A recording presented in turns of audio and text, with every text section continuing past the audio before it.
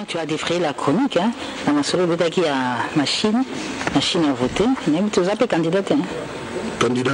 Alors, pas des candidats. Mais peut-être date exacte au vote à moi là. Ils ont date déjà en fait. Il faut tout le monde. Tout le monde. Bref, on a eu pété son nom à la sur place.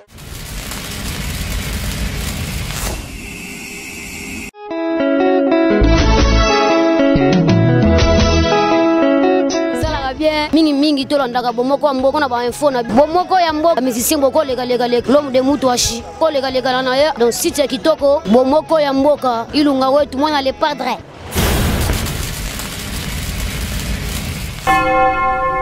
Ela. Mini yena mwana ne benu congolais. Boa tarde a todos. Hana le monga ben formation de moci dia bien. Peço a todos meus irmãos angolanos avec Digital Momo. Bomoko ya mboka. Formação. Donc ne bougez pas quoi. WW. Bomoko ya mboka. Moko ideal na dia tunga hat. Para que possam acompanhar esta informação de Bomoko ya mboka. Ela. Oh Amérique. Ela. Oh Afrique. Ela. Oh Asie. Ela. Oh Océanie avec Digital Momo. Papopi, motoki bala lobi, botala ka bomoko ya mboka merci. Kofi Olomide, bonjour. Bonjour mamie. Alors, comment ça va cher ami? En tout cas, ça va très bien. Ça va très bien. Alors, le 17 novembre, Kofi Olomide, en tout cas, ce que tu as mboka ndeza la kawana ba pano sindiwana, au raté en côté. Non, tout ça, moi, 17 novembre. Ma promotion, ça fait quand même un temps que Bateau Balinga Sindi ou Bavota, il est dans le qui a l'unanimité à 100% parce qu'il m'a très bien. Il en a rappelé à Mouzate, il croit qu'il est sous Penzate. Depuis tout ça, il est 13e apôtre, il m'a dit 36 chansons sur 40. Commenter les Iraki, c'est normal. Il y a un moment qui est un peu au devant de la scène pour passer là-bas tout plaisir. Et mamie, Nabandeko Baotala, que je salue, toujours monde en la répétition. C'est juste incroyable. C'est juste féerique, c'est juste magique. Je veux dire quoi? Il y a un Sindi Moutaponi Banzembo, il y a un quartier là qui a avant. Selon Gounaï, à une sauté, il y a battu une sauté. À Pony, il y a un morceau, la Biblia, l'audience, pharmacien, battu un sous bazar, on a peut-être le choix est signé le cœur des athées. Il faut yuka signer la Biblia. Oui, à dire soin de tout condom. Il faut yuka tout est bien qui finit bien. Il faut que signer le cœur à ma pharmacien. Non, ça dit bateau baouya. On est 5 mots au Sarana. Tout le monde a téléphone à l'objet, mais on est peut être maman au fêlé. Il y a 700 personnes qui ont pour moi. Nous avons raisonné, nous avons producteur, producteur de sponsor, sponsor, tous les partenaires, chaîne mobile Univers Télévision, donc Eric Mandala. C'est le staff Papi Pelenda. Nous tout dans le bango, on a décidé de monter parce que tous allés ensemble. Mais vraiment, et le c'est-à-dire que vous appelez l'image, il y a un panneau. Elle mérite ces panneaux-là. C'est le cœur. Il y a un panneau qui s'en fait. Au Nigeria, il y a un featuring natif à Savage. Il y a un Congo. Il y a un Togo Salaneti. Au Congo natif à Savage, il y a un Cindy na banque. Très bien. Mais la première question, nous allons dire, what about Cindy? Donc, c'est la première fille chanteuse à Yamutu à Kogi, plus de 10 ans. D'abord, elle a le bosseur. Oui. D'accord. Ça a bilan qu'on a fouillé. Maman Betty, maman Tchalaba, il a borqué, c'est un bango moko. Mais ok, à Yamutu, leader Mobo, c'est 10 ans, sans problème, sans histoire. Tapage, banini, c'est signé le cœur. Déjà pour ça, c'est honorable. Si on a lobby, on a lobby. Ah, c'est vrai, c'est-à-dire, c'est la seule, la première chanteuse de Mboka Nabiso à Vandika. À Bandana Baïkia. Donc, Tilelo, à Zanekawana, sans histoire. Il y a TVT, l'émission intérieure. Donc, il y a un problème pété alors. Bandaka la problème de mamie. Il y a un problème. Kofi Olomide, 32 ans quartier latin. Il n'y a pas tout nos questions. 32 ans quartier latin. 32 ans. Qui organise? Parce que pourquoi nous n'avons pas ça qui a fallu à organiser? Mani au soulevé si qu'on point on a eu donc en fait dans la 3 points. Legend album nanga. Les 17 Cindy l'honorable, la chanteuse avec des panneaux, et puis quartier latin, 32 ans. Batata maman bandeko, Isebola à Londres, Guy Kamba, Claude Kamba, Mouika Son, Claude Maloma, Chirac Makaya, Bougé Moting, pas Bozali, ok c'est Nabino, quartier latin, 32 ans, le 26 novembre, Oyo, Banana Banda. Nous sommes dans les vous en avez vieux Véron, Bobo Véron et Alemba, on a initié la guitare. Il est en vie. Il est en vie, on a salué. Le premier musicien, on a recruté qui pour le quartier latin. Je me rappelle, même Marie-Paul, les bandes de la quartier latin, place à Zana Pessi, Montayav, Abinga Anga et tout cela, tout c'est grave fort. Moutakoka Anga et voilà. Donc, ils sont dans le fond de la calme. Donc, le 26 novembre, le 26 novembre 1986, l'hôtel Phoenix, dans Bon Marché. Alors, comme le 26 est tombé lundi, dimanche, Chris Ibanga s'est contacté, Esplanade Yafikine. Donc, c'est podium Mukuna, et Claude Yale, Jean-Claude Yale, après ce podium. Donc, nous avons combattu surtout. Il y a quartier latin. Bateau basona pour na Kofi. Bateau babundisa bango. Bateau au quartier latin touché à motema na bango. Bateau baza convaincu que l'une des plus belles vitrines de la culture il y a Congo Zali quartier latin. Bango nous surtout baza. Et ça un festival alors. Donc ça le kermesse canalo. C'est-à-dire il y a peine c'est une banane midi. Donc il y a kokoti. Oyeka kokoti toi na son sponsorité to bundaka pour moi na sponsor na grand prêtre kolo yemoko. Alors à l'occasion on a aux amis na talende ba société minene ba salaka ba onatra ba jikamine ba miba ba RTNC pour l'anniversaire na bango mona ba kabla ba tout ba congélateur mo ba saki à l'osso bisopé to luka moi ta moi 20 plasma ba TV tama opesa banani. Non, c'est ça, non. C'est ça, oui. Bon, tout le monde a personnel. Dans le qui, moi, bah, ça qui a l'osso, moi, bah, frigo, moi, bah, téléphone, moi, bah, jeep. Toi, on a à peu près 17. Il y a un volant normal. Le problème, on va carrément dire volant normal. Volant normal. Tu peux s'appeler, on a un travailleur, on a bisso, auto, on a un lélo. Voilà, date c'est le 20. Maintenant, c'est le 25. Dimanche, le 25. La voiture, on peut payer ça, le jour où on a. Et vous allez voir, c'est pour une fois. Mami, c'est la suprême reportage. Pour maman, on a banni, on se regarde, après nous, on se regarde. Le 25 novembre, on peut s'y mettre tout cas. Parce que date, il y a récupéré ma mitouka, on est là. Bateau, pas Kofi, à mon côté. Alors, il faut récupérer Moutoka. Baza est belé, alors il est belé. Moussou va comment la poto. Tu passes par la question, on va récupérer ta Moutoka. Moi, tu as besoin de récupérer Moutoka. Problème, on a un lélo, place à retirer mon des athées. Donc, et puis, ma course, on a un mouquet, mais pas belé. Donc, 17 bateaux, on a l'habitude que 60 personnes dans le quartier, la tête, on a voiture. 17, tu as un 17. Mika Jeep. Mais à milieu de la bande, on peut essayer, bon, moi, c'est bien, une merveille. Une merveille. Bon, la porte-parole. Voilà. Donc, il y a un peu de moi, c'est pour travailler. Un peu moins, qui sont 23 et demi sur 24. Donc, quartier la délégué dans Mboula. Délégué dans Mboula. Il y a une bande moi, Bormo, Mouyassé. Mais tous les musiciens, la ligne, Penabazala, moi, il y a une famille, il y a un concert, il y a un quartier, et puis il y a un bango. Nous avons lobby les lobbies à auto-école. Les 17. Tu vas bandaler au lobby les lobbies. 17, tu vas recevoir. Tu vas tout cas, en tout cas, nous avons mérité que nous avons quota déjà auto-école. Là, ma personne au Maroc. Et aussi, la mamie, il a plaisir, il a plaisir. Et aussi, la jeune il a plaisir, aussi, la Guy Luando. Guy Luando, aussi, le plaisir, la trouver en genou central au CPLA. Et du Golondela au CPLA, qui a mon appel qui va petit, quand vous accueillez, d'abord, on a viable.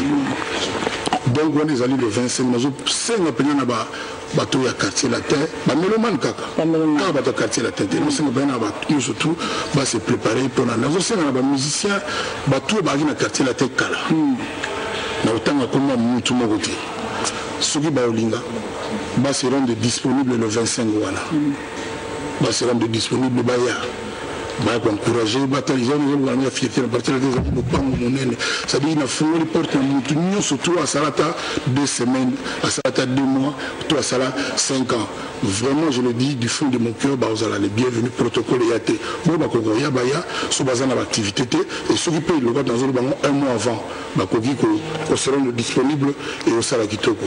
Retour en image avec Alidor que nous dédions à un grand ami de Koffi Olomide, il s'appelle Michel Matiaba.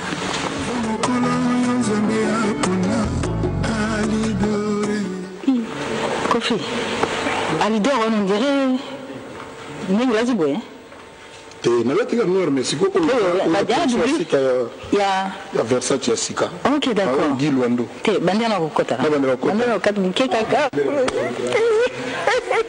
Voilà. Bandira au côté comme ça, la Versace tu l'as bien. Voilà, c'est bon. Voilà, c'est bon. Là, c'est bon. Super. Formidable. Voilà. Ok, juste noir de ça, madame. Merci beaucoup. On appelle ça merci à Guiluando. On appelle ça Périfine, maman Rifa. Merci beaucoup. Il y a des moutades à Gérard Pinangaï. Il y a un anniversaire à Londres, certain régime à Londres, la Pessimouté.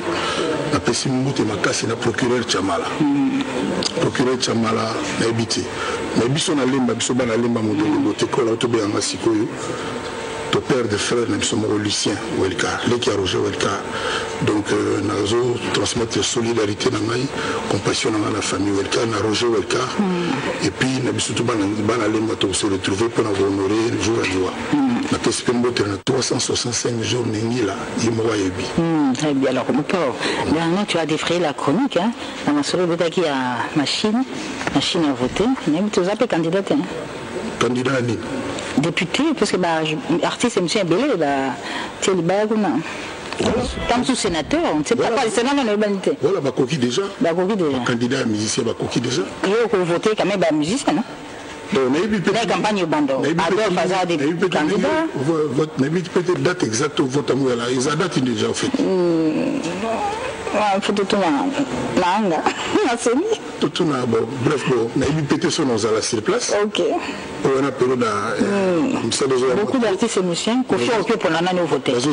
Dakoumou Daza candidat. Lacoste. Adolphe. Et là, on a souhaité qu'on a passé la bonne chance. Ok. Aux uns et aux autres. On souhaitait de tout cœur bonne chance. Pour ça, nous allons servir le Congo. En tout cas, bonne chance surtout nous allons monter Congolais comme les autres nous allons candidat donc nous allons candidater nous allons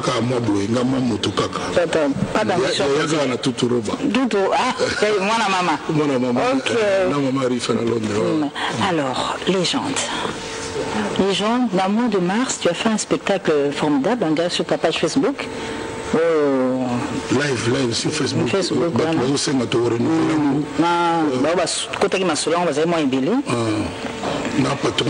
Olivier Ndombasi.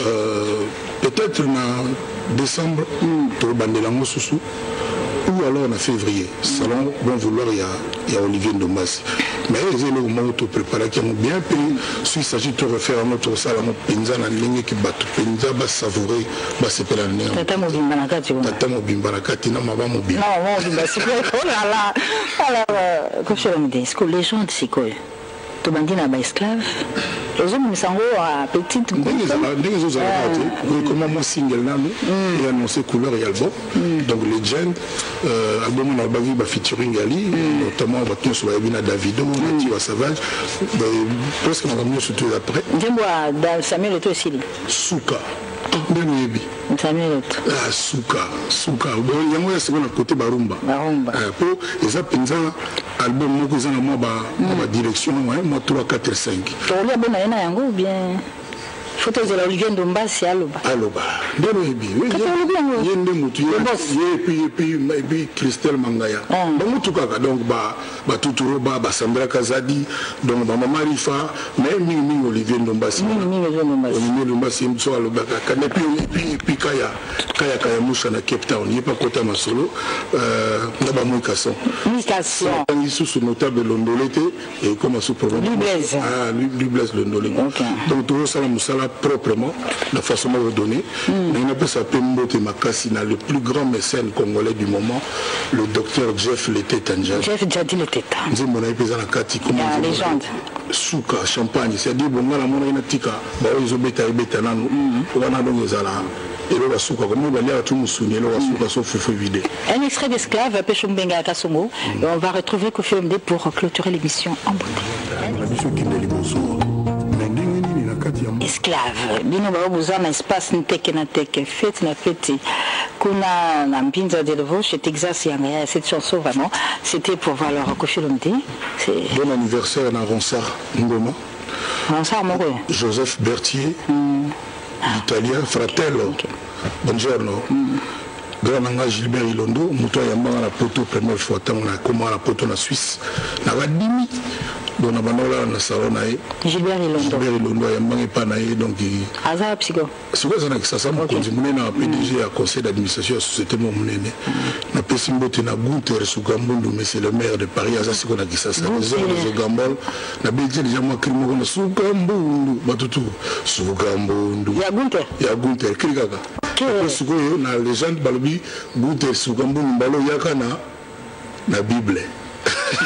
Donc le souka la pessimbote na leki na Susan Shimba na Sampengo Mbei la pessimbote na Popi Mbale na Fifi Mbale na Yves Maïla Mene na Nigeria na pessimbote na Doudou Kinkela oyo penza do makambo penzo vanda mamilela zo Covid Doudou Kinkela la pesi Doudou Kinkela na pesi Chacho Mbala Kafedi na pessimbote a trop alors le bao Kofi bona pesi mote pena na o makila famille tovana na Belgique Jean-Claude Babin na pesi mbote ya trop Willy Bombito le bec anniversaire na ye na pesi mbote na collègue na boagine lobby na tilo collé na cadre journaliste c'était mais na cadre gato ya ensemble na bossa na pété ba petit na to beta scrabble ba ninga na to beta scrabble donc ba die de kaola ba Chirac ba Lita donc ba on sou na itu na bossa nani Jean-Louis Manga Mikolo Mta Osali à Bisso moi entre Banini donc on a rappelé le 25 novembre le dimanche il y a la kermesse 12h sous un monde noir blanc na yo moi Tchacho couleur Tchacho donc le 25 je m'en souviens mais le verset c'était on a la relax mais le 17 mai fête mon boya yoka ya azoyemba zomba calvaire nzemelo ba calvaire fo yoka ngale baiteka yimba pe ba RNB na ibate ma pe ba RNB kataka ba chanson religieuse bani nzoka kota ba RNB bani quoi. Donc rendez-vous le 17 novembre puis le 25 pour l'anniversaire ya quartier latin. Merci. Quartier Ambroise benga mutasuka bon bana Lubumbashi mbote papi kamba c'est le mani mbote tout la mino nazo ke na Lubumbashi le 10 ans pour la mariage affaire ya couple Madjani. OK. To vous mettre là-bas puis toujours on pour la concert à Batutu 2 jours à concert kuna ba les latro après décembre peut-être kaka quoi le mani kende. Merci beaucoup. Nous avons confirmé Moussala Tosa na Fali pour pas DiCaprio. Donc flambeau penyam d'assime flambeau il y a jeunesse et génération les lots. Donc pour tout le monde comme on a été organisation qui a Fali bon c'est pas grave. De toute façon on est à la fin de l'émission. On surtout et Rolinga bon on y est matanga pera kufia yaka. Mon téléphone il est là ayaga na net le 25 bon on a annulé concert mo pas azar. Aussi ko royate na olobani na osalani na boyité mais soyité na regretter ma public ba regretter donc bangonyo surtout ba billet pe kiti na éthiopienne donc comment éthiopienne oui. Merci beaucoup Kofi Olomide. Merci à vous tous que nous avez suivis, c'est toujours un plaisir d'avoir mon port sur ce plateau. On se retrouve dimanche prochain, même heure, même chaîne, on suit le programme sur la télévision nationale avec le journal télévisé qui sera présenté tout à l'heure par Madame Sylvie Moy. Au revoir.